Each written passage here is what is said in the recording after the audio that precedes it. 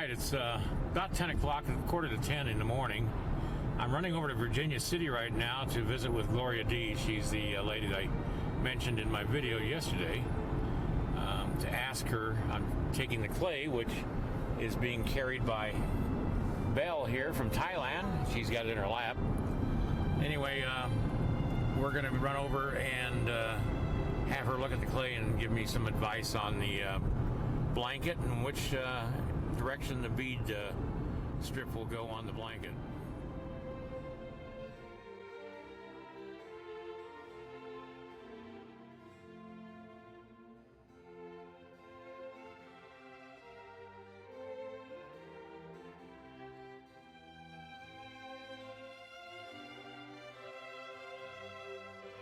We were just discussing Joe Redfeather and his wife Gloria D. And he's a Lakota and member of the Red Feather Society, and she reproduces clothing and stuff like that. And we've come upon a title for this piece, and we're going to call it what was it? Peace Talker. Peace Talker.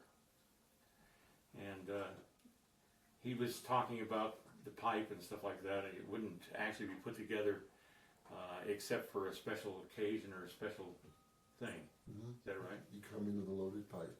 Yeah. And and you smoke the pipe so there'll be no lies between you. Yeah. And so the first thing they'll do before he even speaks is smoke the pipe. Pass the pipe. Yeah. Then he'll have his words. He's a humble man. He's dressed with nothing elaborate. Probably part of his vision, as was Crazy Horse's, to be very humble in the dress. This could be Crazy Horse. You don't know. Yeah. I mean, I could be. Yeah, no one knows. Nobody knows what he looks like. That's it. Yeah. And he didn't dress elaborately. He didn't wear the war bonnet and stuff like that. I never wore one. He would have worn a hair shirt, but that was taken away from him at some point. Mm-hmm. Yep. Because he was messing around on somebody else's wife. Let's say fell in love with someone else's wife. Yeah. And then he got shot in the face. Yeah. And I think he got scarred right there. Yeah, but nobody knows what he looks like. So No. there's no way of knowing. All right, guys, thank you. And she helped me as far as the bead panel, which will go on the Buffalo Robe, and so we'll figure that out when I'll put that together when I get back to the studio this afternoon. Sounds good. All right, guys, thank you. Great, thank you. These guys are great help to me whenever I have a question about something because they know, yeah, especially him. Yeah, no kidding. I like the piece. This guy's a Vietnam hero. He fought in Vietnam.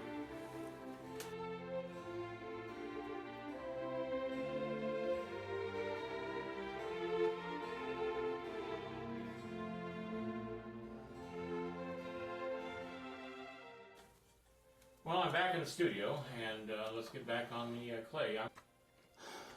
This is a beaded strip on a blanket. Now, this is a trade blanket here. This is a Hudson, or not a Hudson Bay, but it's some kind of trade blanket. It would have 3 circles with leather or ribbons hanging from it.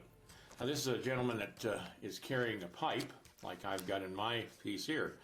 He's carrying it with the stem down, or the pipe bowl down. And I asked Joe about that. And see, that's why you can't rely on photographs.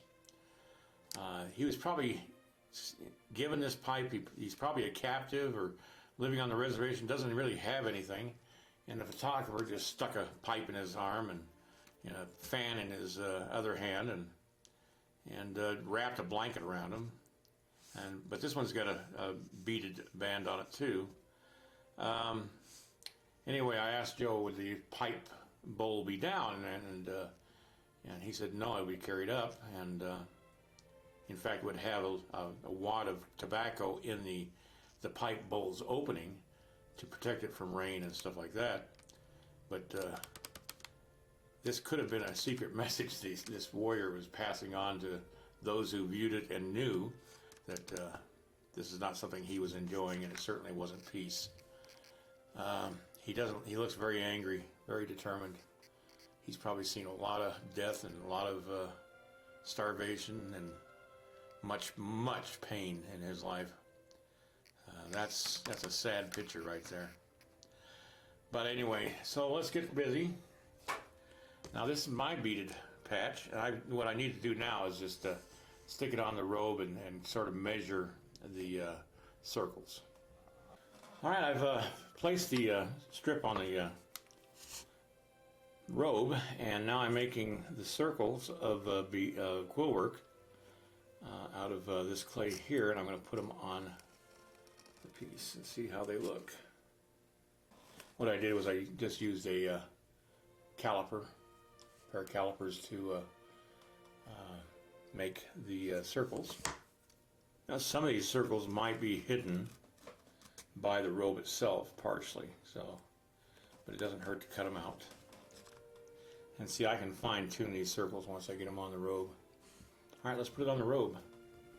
Now, as you can see, I've placed the beaded strip on the robe, and I'm going to make this the center circle here, which means this one would be kind of hidden underneath there, so I'm not going to bother putting that on there.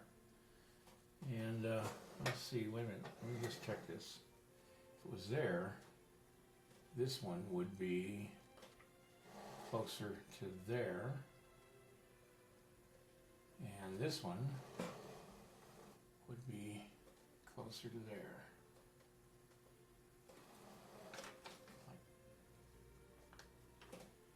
Put that circle right there.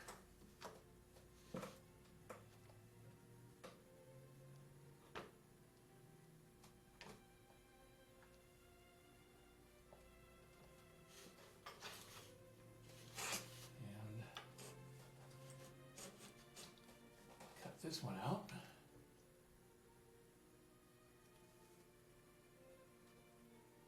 Nice thing about clay, if I don't do it right, I can always redo it.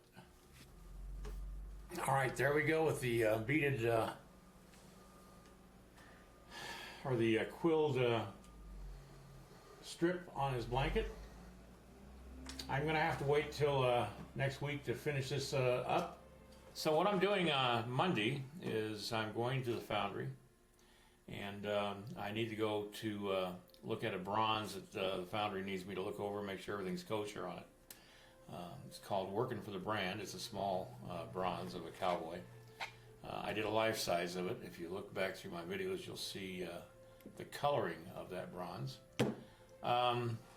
So I won't be in the studio Monday. I'll be in here Tuesday. I will finish this up after I get a bid on this piece. I may have to leave it over to Foundry. If I do, then I'm going to try to start a new piece. And this one's going to be something with a story behind it. And hopefully it'll be an interesting piece. And but right now I have no idea what the hell I'm going to do. All right, see you guys next week.